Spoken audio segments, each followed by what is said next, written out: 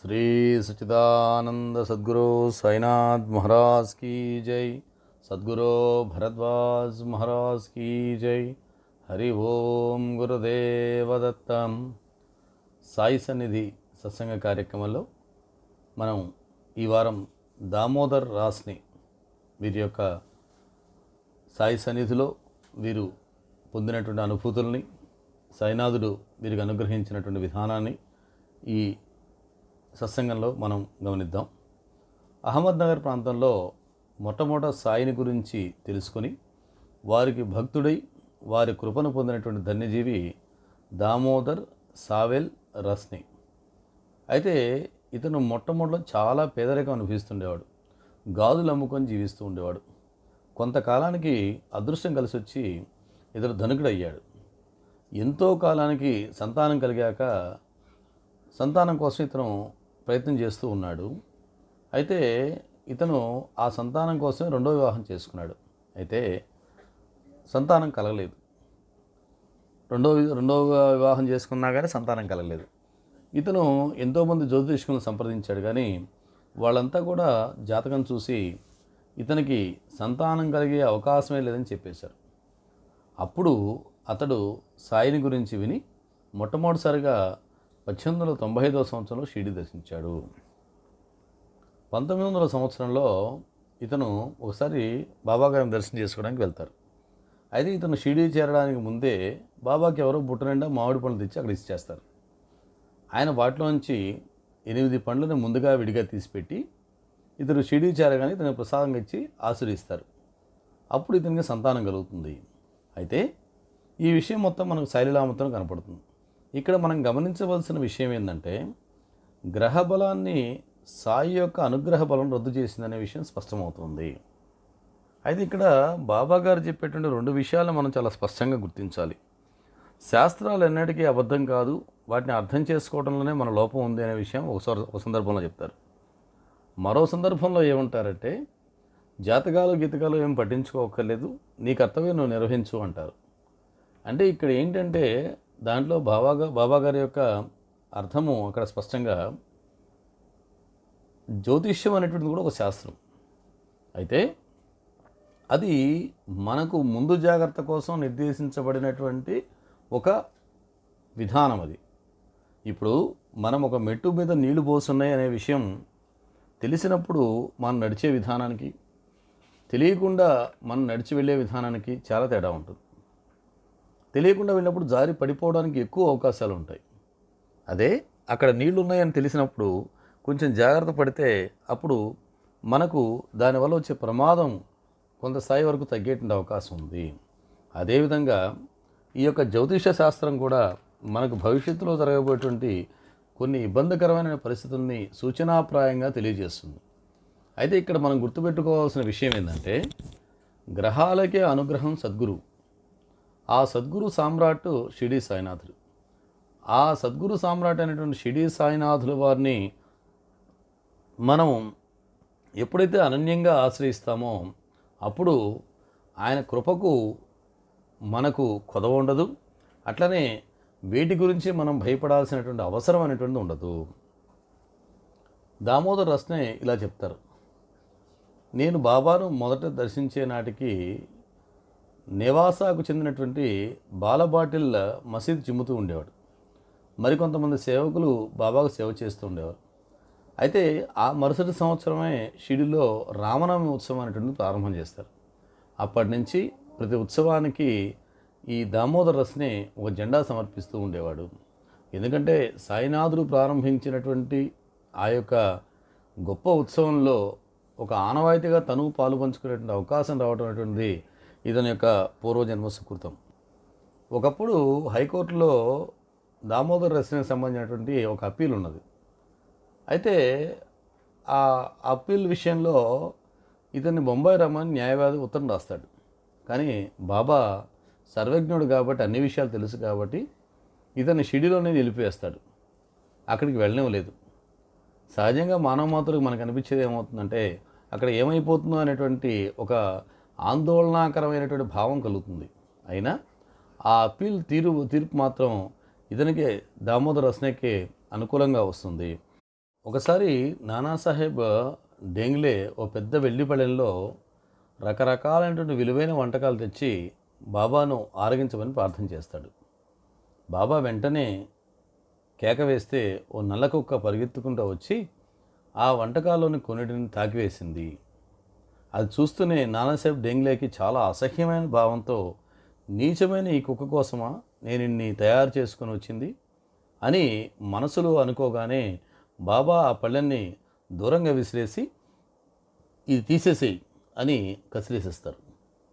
అప్పుడు అక్కడ దామోదర రస్నే కూడా ఉంటాడు. అంటే ఇక్కడ అసహ్యం అనే భావం అనేటువంటిది బాబా దృష్టిలో చాలా హీనమైనటువంటి లక్షణం. ఇదే మాస్టర్ గారు చిరాల స్వామి దగ్గర కూడా చూస్తారు. చిరాల స్వామి దగ్గరికి మాస్టర్ గారు దర్శనానికి వెళ్ళినప్పుడు అక్కడ వారిని దర్శనం చేసుకుంటున్నప్పుడు జేబులోంచి ₹1 కాయిన్ పడుతుంది. స్వామి వాటితోటి బిస్కెట్స్, చిన్న చిన్న బిస్కెట్స్ తెప్పించి అక్కడంతా పేడగా అనేక రకాలైన పశువులు అక్కడ పారి అక్కడంతా చిందరవందరగా ఉన్నటువంటి ప్రదేశంలో ఈ బిస్కెట్ నుంచి స్వామి చెప్పిన తర్వాత మాస్టర్ గారు ఆ బిస్కెట్లని ప్రసాదంగా తీసుకోవడం జరుగుతుంది. అప్పటి నుంచి మాస్టర్ గారు అక్కడ ఒక మాట రాస్తారు, ఇక నుంచి నాకు నా మనసులో అసహ్యం అనే భావం పూర్తిగా పోయిందని చెప్పి రాస్తారు. ఎందుకంటే హీనమైన జంతువులను కానీ, తక్కువ స్థాయికి చెందినటువంటి మానవులను కానీ బాబా ఎప్పుడూ కించపరచడాన్ని అంగీకరించేవారు కాదు. వాటిని తమతో సమానంగా లేక తమ రూపాలుగా చూడడము మంచిది అనే బోధని ఎప్పుడూ తెలియజేస్తూ ఉండేవారు. ఇదే విషయాన్ని దామోదర్ రస్నేకి ఒక మంచి అనుభూతి ద్వారా మరోసారి తెలియజేస్తారు. ఒకసారి బాబాని వారి ఇంటికి స్వయంగా వచ్చి భోజనం చేయాలని, ఆయన ఎక్కడికి రారని తెలిసినా కానీ మీ అతిథిగా అంటే మీ తరఫున బాలబాటేను భోజనాన్ని పంపించమని కోరతాడు. అయితే ఈ బాలబాటిల్ అనే వ్యక్తి తక్కువ వర్ణానికి చెందినటువంటి వాడు. అయితే ఈ బాబా ఇతని ప్రార్థనని మన్నిస్తూనే ఒక మాట చెప్తారు, ఇతను చీచీ అని చేదరించుకోవద్దు, నీ భోజనం చేసే ప్రదేశానికి దూరంగా భోజనం పెట్టవద్దు, నీతో పాటే సహపంక్తి భోజనం ఏర్పాటు చేయి, అంతేగాని ఇతను ఏ రకంగానూ కించపరచకు అనే సూచన ఇచ్చి మరీ అతనింటికి భోజనాన్ని పంపిస్తారు. అందుకు దామోదర్ రస్నే అంగీకరిస్తారు. సరే, పంచభక్ష పరమాన్నాలతో భోజనాలని సిద్ధం చేసి బాబా కోసం ప్రత్యేకంగా ఒక పళ్ళెం వేసి వంటకాలను వడ్డించి, ఆ విశ్వాసంలో బలం చూడండి, ఎంత విశ్వాసం ఉంటుందో. బాబా భోజనానికి రండి అని ఒక కేక వేస్తారు. వెంటనే ఓ నల్లకుక్క వచ్చి ఆ పళ్ళెంలోదంతా తినేసింది. దాన్ని భోజనం అయిందాక నేను పంక్తితో సగౌరవంగా వేచి ఉండి తినేసింది. అయితే అంటే చూడండి, బాబా అని కేకేయంగానే ఆ నల్ల కుక్క వచ్చి అందరూ భోజనాన్ని కూర్చొని ఉండగా మధ్యలోంచి వచ్చి ఆ ప్రసాదం తీసుకుంటుంది. దాని భోజనం అయిందాక ఎంతో భక్తిభావంతో దామోదర రస్నే అక్కడ వేచి ఉండి, ఆ తర్వాత ఇతరులకు భోజనం పెట్టాక తర్వాత అతను భోజనం చేస్తాడు.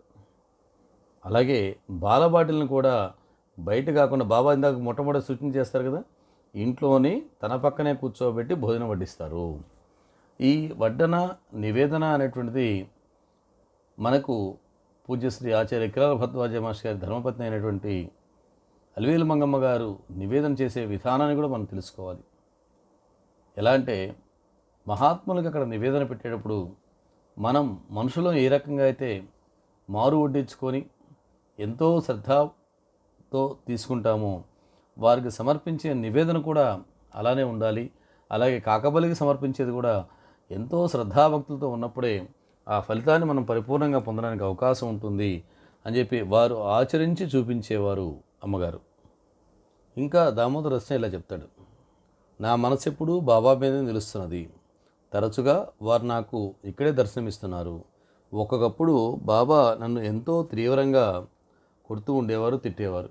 అయితే మహాత్ముల యొక్క చర్యలకి అంతో అంతరార్థం ఉంటుంది అనే విషయాన్ని ఇతనికి కూడా అక్కలకోట మహారాజు విషయంలో వరే వారి యొక్క తిట్లు దెబ్బలకు శుభమైన ఫలితాలు ఉంటాయని తనకు తెలుసు. అందుకనే వాటిని ఒక ప్రసాదంగా స్వీకరించేవారు. అయితే వాటి విషయంలో ఎప్పుడూ బాధపడలేదు, ఎప్పుడూ అలగలేదు, లేక వారిపై భక్తిని విడిచిపెట్టుకోను లేదు. ఆయన ముస్లింలను వారి నమాజులు చేసుకున్నాకనే తమ వద్దకు వచ్చి ఖురాన్ చదువుకోమని చెప్పేవారు. వారి మతం గురించి మౌల్యాలతో మాట్లాడేవారు. అంటే ఎవరి సాంప్రదాయం తగినట్టుగా వారికి బోధ చేస్తూ వస్తుండేవారు. అట్లనే సద్గురు మనకు ఏది ప్రసాదించినా దాన్ని ఆయన ప్రసాదంగా స్వీకరించాలి. అంతేగాని మనము ఆయన పట్ల అన్యభావం పెట్టుకుంటే దానివల్ల మనమే ఇబ్బంది పడతా ఉండటానికి ఈ సంఘటన మరొక ఉదాహరణగా మనకు కనపడుతూ వస్తుంది. సద్గురువు అయినటువంటి సాయినాథుని యొక్క అనుమతి పొంది చేసేటువంటి కార్యక్రమానికి ఎంత బలీయమైనటువంటి అనుగ్రహ ఆశీస్సులు ఉంటాయనేటువంటి ఈయన చేసినటువంటి ఇతని జీవితంలో జరిగినటువంటి అనేక సంఘటనలు కనపడతాయి. ఒకప్పుడు దామోదర్ రస్నే ఒక బ్రోకరు ఏం చెప్తాడంటే దామోదర్ రస్నేకి, నువ్వు బొంబాయిలో పత్తి వ్యాపారం చేయమని, ఎవరితోనూ భాగం పెట్టుకోకుండా సొంతంగా వ్యాపారం చేయమని చెప్తాడు. సరే ఇతను ఏమనుకుంటాడంటే బాబానే నాకు సర్వస్వం కాబట్టి బాబా పాదసేవ చేస్తూ, అప్పుడు మహల్సాపతి బాబా దామోదర్ రస్నే ముగ్గురే ఉంటారు అక్కడ. ఏమనుకుంటాడంటే బాబా నాకు వచ్చేటువంటి ఈ యొక్క లాభంలో, వ్యాపార లాభంలో మీకు కొంత వాటా ఇస్తాను అనేటువంటి భావన మనసులో అనుకుంటాడు. ఆయన సర్వాంతర్యామి కాబట్టి ఆయన తెలియనటువంటి విషయం ఏముంటుంది.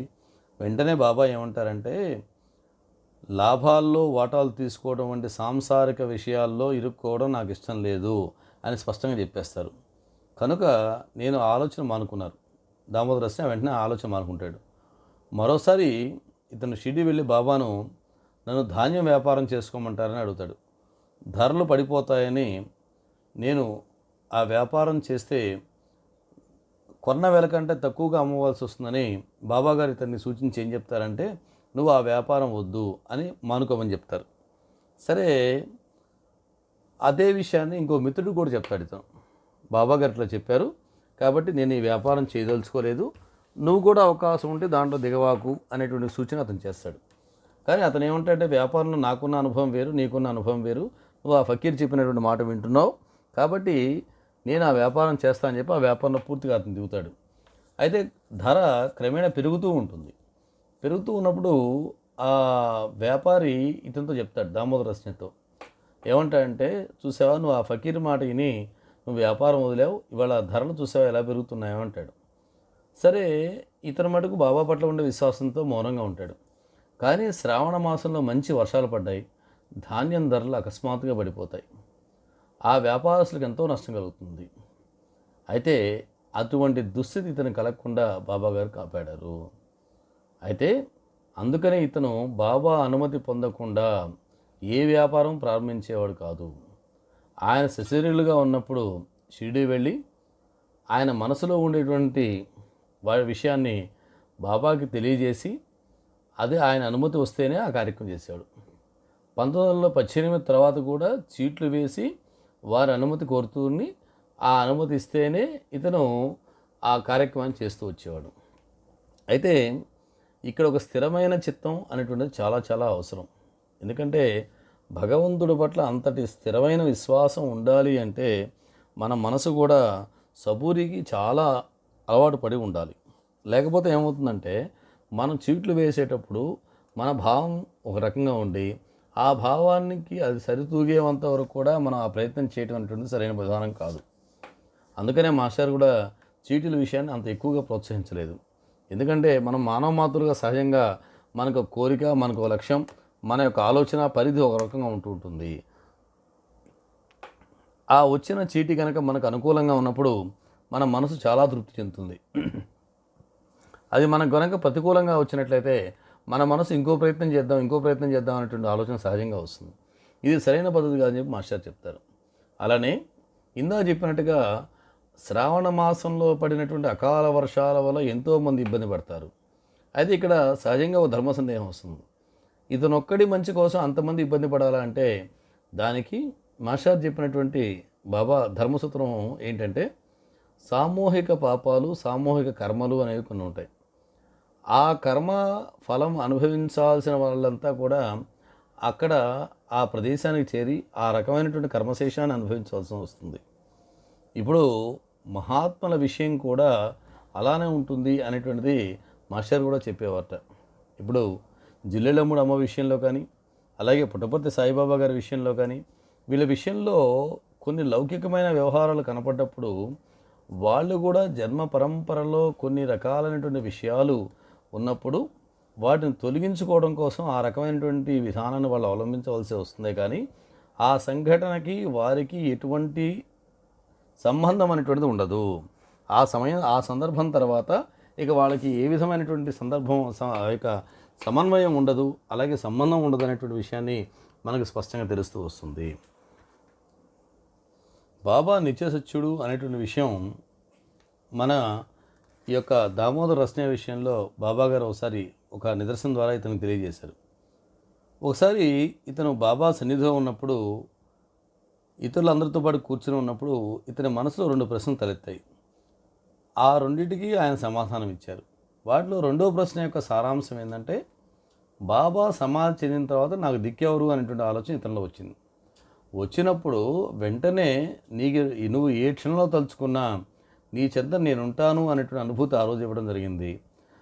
ఆయన అనుభూతులు ఎలా రాస్తంటే, నాకు 1918 ముందు అంటే బాబా గారు సశరీరులుగా ఉన్నప్పుడు, అలాగే 1918 తర్వాత బాబా సమాధి చెందిన తర్వాత కూడా అదే రకమైనటువంటి అనుభూతి నేను పొందుతున్నాను.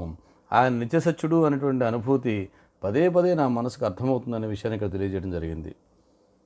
అలాగే 1918లో ఇతని సోదరుడు ఇతని నుంచి వేరుపడ్డాడు. అలాగే వాళ్ళ సోదరిని మరణిస్తుంది. ఇతని ఇంట్లో దొంగతనం జరుగుతుంది. పోలీసు విచారణ జరుగుతూ ఉంటుంది. అటువంటి లౌకికమైనటువంటి కష్టాలన్నీ ఒకేసారి వచ్చినప్పుడు సహజంగా మనిషి యొక్క మనసు ఎంతో కలత చెందుతుంది. ఇతని సోదరుని మరణం అనేది ఇతనికి ఎంతో లౌకికంగా ఎంతో ఇబ్బందికరమైనటువంటి వాతావరణం తీసుకొచ్చింది. అక్కడి నుంచి ఇతను ఏ విధమైనటువంటి లౌకికమైనటువంటి విషయాలు సుఖాల విషయంలో పట్టించుకోకుండా ఉంటూ ఉండేవారు. అటువంటి సమయంలో బాబా వద్దకు వెళ్ళినప్పుడు ఆయన ఇచ్చినటువంటి ఉపదేశ వాక్యాలతోటి ఎంతో ఊరట చెందాడు. అలాగే అప్పా కులకర్ణి ఇంట్లో ఇతను చందన భోజనాలు పెట్టించారు బాబాగారు. అప్పుడే ఇతని ఇంట్లో దొంగతనం కూడా జరిగింది. ఇంకోటి ఏంటంటే 30 సంవత్సరాల నుంచి ఇతనితో ఉన్నటువంటి వ్యక్తే ఇతని యొక్క భార్యకి ఉండేటువంటి చెవులకు ఉండేటువంటి దిద్దులతో సహా ఆమె యొక్క నగల పెట్టెలతో సహా మొత్తం తీసుకుని వెళ్ళిపోతాడు.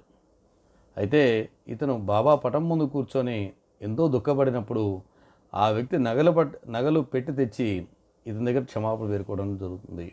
కాబట్టి సద్గురు యొక్క అనుగ్రహం ఉంటే ఆయన ఎంతైనా మనల్ని అనుగ్రహిస్తాడంటానికి ఈ ఉదాహరణ మనకు స్పష్టమవుతూ ఉంది. బాబా అనుగ్రహంతో దౌలత్ షాకి అనేటువంటి కుమారుడు మనకు దామోదర రస్నే కలుగుతాడు. ఇతడు 5వ ఏట పుట్టెంటుకలు తీర్చుకోవడానికి అలాగే అక్షరాభ్యాసం చేయించడానికి ఇతన్ని ఈ పిల్లవాడిని షిరిడి తీసుకుని వస్తారు. అప్పుడు బాబా ఇతను చేయి పట్టించుకొని పలక మీద హరి మొదలైనటువంటి అక్షరాలు రాయించారు.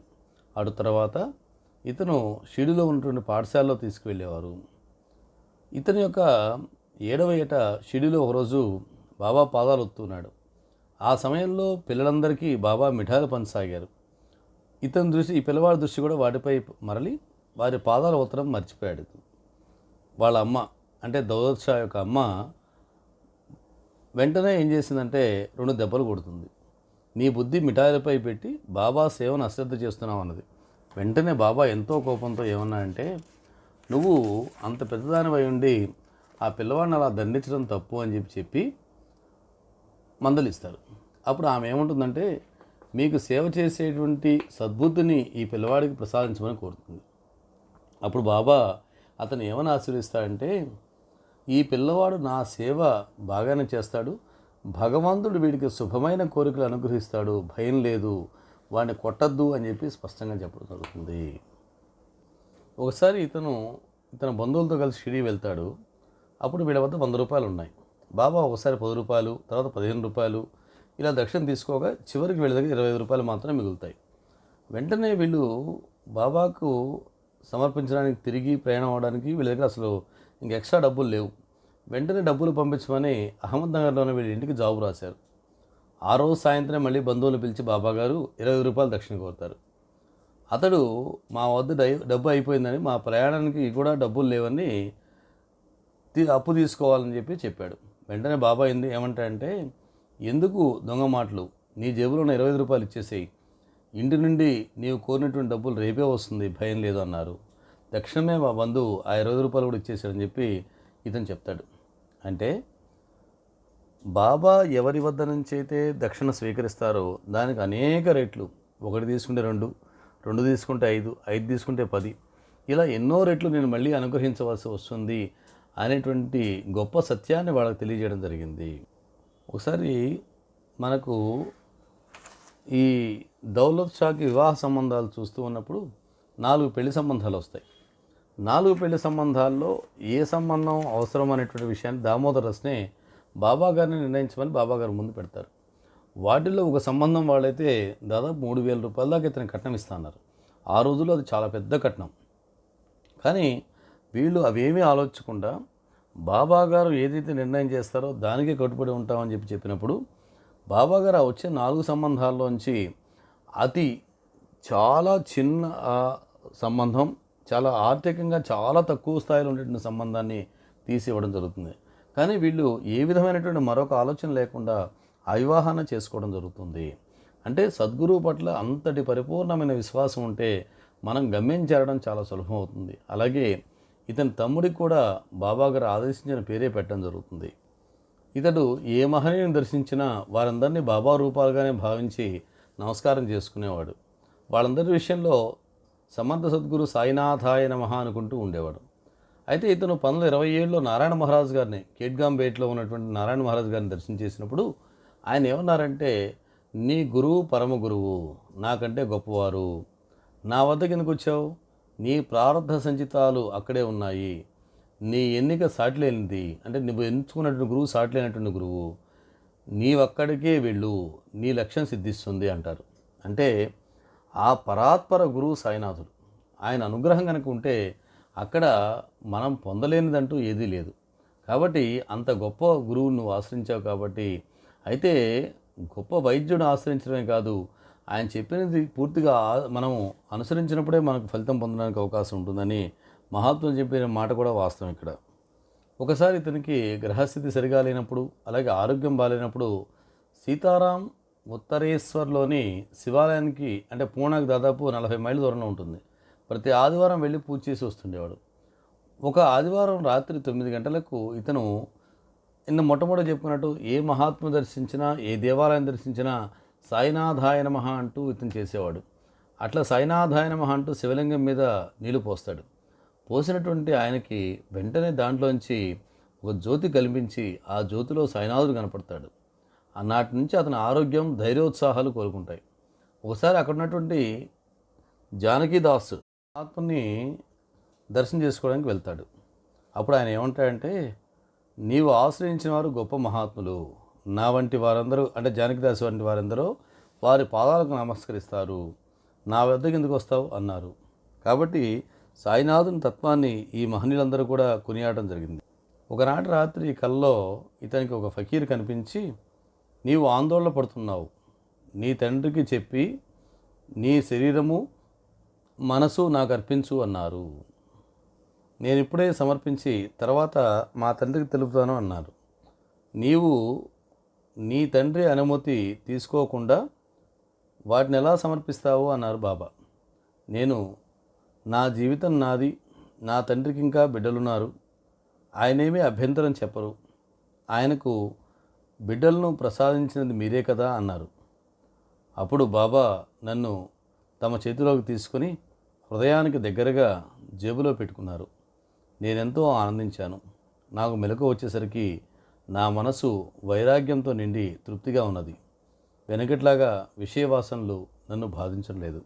అంటే నిజమైనటువంటి సద్గురు అనుగ్రహాన్ని పొందినప్పుడు, అంటే ఒకసారి ఓ సందర్భంలో బాబాగారు అంటారు, నేను ఏ భక్తునైతే అనుగ్రహించదలుచుకున్నానో అతన్ని సర్వబంధాల నుంచి అతని యొక్క సకలం హరిస్తాను అంటారు. సకలం హరిస్తానంటే అతని యొక్క ధనధాన్యాలు మొత్తం హరిస్తానని కాదు, వాటి పట్ల ఉన్నటువంటి వ్యామోహాన్ని పూర్తిగా తొలగిస్తాను అన్నటువంటి భావం ఇక్కడ చాలా స్పష్టంగా అర్థమవుతూ ఉంటుంది. కాబట్టి మనం ఆశ్రయించినటువంటి సద్గురువు పట్ల మనకు కనుక పరిపూర్ణమైనటువంటి విశ్వాసం కనుక ఉంటే ఆ యొక్క అనుగ్రహం అనేటువంటిది మనకు పుష్కలంగా లభ్యమవుతుందనే దానికి దామోదర్ రస్నే, అతని యొక్క కుమారుడు దౌలత్ షా యొక్క ఉదాహరణలు మనకు చాలా స్పష్టంగా తెలుస్తుంటాయి. ఇది ఇతను పొందినటువంటి అనుభూతి విషయం తెలుస్తుంది. అలాగే సద్గురు అనుగ్రహం ఎంత గొప్పదంటానికి చిన్న సంఘటన ఒకటి చెప్పుకొని మనం ఈనాటి సత్సంగాన్ని పూర్తి చేసుకుందాం. అక్కడ నిజామాబాద్ ప్రాంతం నుంచి ఒక భక్తురాలు అలాగే ఒక భక్తుడు తరచూ అమ్మగారి సన్నిధికి వస్తూ ఉండేవారు. వారు చాలా కటిక దరిద్రం అనుభవిస్తూ ఉండేవారు. అయితే ఎవరు చెప్పగా అమ్మగారి దగ్గరికి వచ్చినప్పుడు అమ్మగారు వారికి పారాయణ చేసుకోమని చెప్పారు. చెప్పిన తర్వాత ఒకనాటి స్వప్నంలో వారికి ఏం చెప్పారంటే మాస్టర్ కనపడి, నీకు చాలా ప్రారంధ కర్మ ఉంది, 7 సంవత్సరాల పాటు నువ్వు ఆ కర్మ తప్పనిసరిగా అనుభవించాలి. 7 సంవత్సరాలు ఇక్కడి నుంచి 7 సంవత్సరాలు అయిన తర్వాత నాకు ఒకసారి గుర్తు చేయి, నీ కర్మ తొలగిస్తాను అని చెప్పి అప్పుడు మాస్టర్ గారు స్వప్నంలో చెప్పారని చెప్పి పక్కన ఉన్నటువంటి అమ్మగారికి కూడా ఏం చెప్పారంటే, నువ్వు అప్పుడు గుర్తు చేయని చెప్పారట. సరే ఈమె ఈ 7 సంవత్సరాల పాటు తనకు అవకాశం ఉన్నటువంటి పారాయణలు ప్రదక్షిణాలు ఏదైతే చేసుకుంటూ అలాగే ఆమెకు నిరంతరం ఏదో అనారోగ్యంగా ఉంటుండేది. ఆ అనారోగ్య బాధలను అనుభవిస్తూ అలాగే ఆర్థిక బాధలను ఇబ్బందులను పడుతూ జీవితం గడుపుతూ వస్తూ ఉంటారు. అలాగే ఆ ముడుపులు అవి కట్టుకుంటూ అవి అమ్మగారి దగ్గర సమర్పించడం కోసం అలాగే వారికి నమస్కారం చేసుకోవడం కోసం వస్తూ ఉండేది. ఒకసారి అక్కడికి వచ్చింది, అమ్మగారి దగ్గరికి వచ్చినప్పుడు అప్పుడు 7 సంవత్సరాలు పూర్తయింది. పూర్తయి రిటర్న్ వెళ్తూ ఉన్నప్పుడు తీవ్రమైనటువంటి కడుపులో నొప్పి వస్తుంది ఆమెకి. వచ్చినప్పుడు ఇక వెంటనే హాస్పిటల్ తీసుకెళ్తే అప్పుడు వాళ్ళు ఈమెకి తప్పనిసరిగా ఆపరేషన్ చేయాలంటే కనీసం ₹1,00,000 కావాలని చెప్పి అప్పుడు చెప్పడం జరుగుతుంది. చెప్తే అసలు ఏం చేయాలో అర్థం కానటువంటి పరిస్థితి. అంతకుముందు ఆమెకు ఒకసారి స్వప్నం వచ్చి ఆ స్వప్నంలో ఆమెకు దాదాపు ఒక ₹10,00,000 ఆమెకు వచ్చినట్టుగా సద్గురు అనుగ్రహంలో లభ్యమైనట్టుగా కనపడుతుంది. అది ఏంటి అసలు ఆమెకి రోజు గడవడమే కష్టమైన పరిస్థితి. ఆమెకు 10,00,000 రావడం అనేటువంటి అసంభవమైనటువంటి విషయం. సరే ఆమెకి ఆపరేషన్ అనేటువంటిది ఏర్పాటు చేయడం కోసం అప్పుడు ఏదో వాళ్ళు సమీకరణ చేసుకుని ఆపరేషన్ అనేటువంటి చేస్తారు, ఏర్పాటు చేసుకుంటారు. ఆపరేషన్లో నుంచి ఆమె గర్భసంచిలో నుంచి పూర్తిగా బయటకు తీసినటువంటి ఒక వస్తువు ఏంటంటే, ఆమె చిన్నప్పుడెప్పుడో వాళ్ళ అమ్మమ్మ గారు ఇచ్చినటువంటి చెవిదిద్దుల్ని మింగేస్తుంది.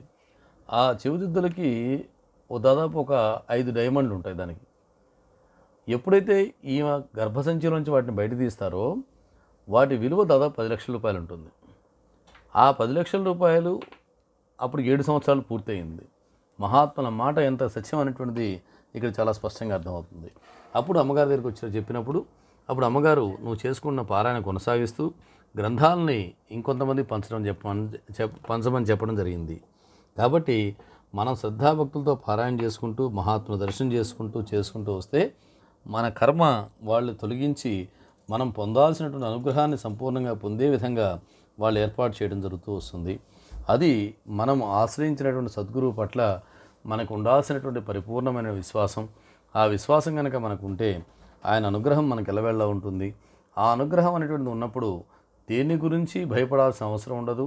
ఆయన నిర్ణయమే ఏ సందర్భంలోనైనా శిరోధార్యం అనేటువంటి విషయం మనకు స్పష్టమవుతూ ఉంటుంది. ఎందుకంటే ఇందాక దామోదర రసనే కూడా అనేక సందర్భాల్లో అనేక ఒడిదుడుకులు వచ్చిన అనేక సంఘటనల్లో కూడా ఆయన నిర్ణయం, సద్గురువు యొక్క నిర్ణయమే నాకు శిరోధార్యం అనే విధంగా ఆయన అనుసరించాడు. కనుకే తన జీవితంలో ఏ విధమైనటువంటి ఇబ్బందులు పడకుండా ఎంతో ప్రశాంతమైనటువంటి చిత్తంతో ఆయన అనుగ్రహంతో సుఖజీవనం అనేటువంటి గడపడం జరుగుతూ వస్తుంది.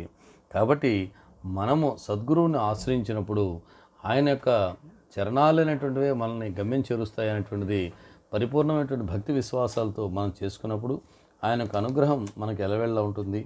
అటువంటి అనుగ్రహానికి మాస్టర్ గారు చెప్పినటువంటి మార్గం నిరంతరం పారాయణ. అది సాయిలీలామృతం, గురుచరిత్ర లాంటి గ్రంథాలని 2 కళ్ళలాగా వారు అందించినటువంటి ఆ గ్రంథాలని నిరంతరం మనం పారాయణ చేసుకుంటూ అలాగే వాళ్ళ యొక్క సన్నిధిని సద్వినియోగం చేసుకుంటూ మనం అవకాశం ఉన్నటువంటి శ్రద్ధాభక్తులతో ఆ సేవ అనేటువంటి చేసుకుంటూ వస్తే ఆ యొక్క సద్గురు యొక్క అనుగ్రహం మనకు పరిపూర్ణంగా లభ్యమవుతుంది. సద్గురు యొక్క అనుగ్రహం మన పట్ల పరిపూర్ణంగా ఎప్పుడైతే ఉంటుందో అప్పుడు ఇందాక దామోదర రసనేకి ఆ దౌలత్ షాకి ఏ విధమైనటువంటి ప్రశాంతమైనటువంటి చిత్తం లభ్యమైందో ఆ విధమైనటువంటి ఆ ప్రశాంతమైనటువంటి చిత్తం మనకు లభ్యం అవడానికి అవకాశం ఉంటుంది. కాబట్టి అటువంటి ఆ యొక్క సన్నిధిని, సాయి సన్నిధిని మనందరికీ అనుగ్రహించమని ఆయన ప్రార్థన చేస్తాం. కాబట్టి ఆయన యొక్క అనుగ్రహం కనుక ఉంటే మన జీవితంలో వచ్చేటువంటి ఏ సంఘటన అయినా మనం ఎదుర్కోవడానికి అవకాశం అనేటువంటిది ఉంటుంది. కాబట్టి అటువంటి మనోధైర్యాన్ని, అటువంటి అనుగ్రహాన్ని ప్రసాదించమని ఆ సద్గురు సామ్రాట్ అయినటువంటి షిరిడి సాయినాథుల వారిని మనందరం మనస్ఫూర్తిగా వేడుకుందాం. ఆయన మనకు ఆ సంపూర్ణమైనటువంటి అనుగ్రహాన్ని ప్రసాదిస్తారు. సద్గురు సాయినాథ్ మహారాజ్ కీ జై. సద్గురు భరద్వాజ్ మహారాజ్ కీ జై. హరి ఓం గురుదేవ దత్త.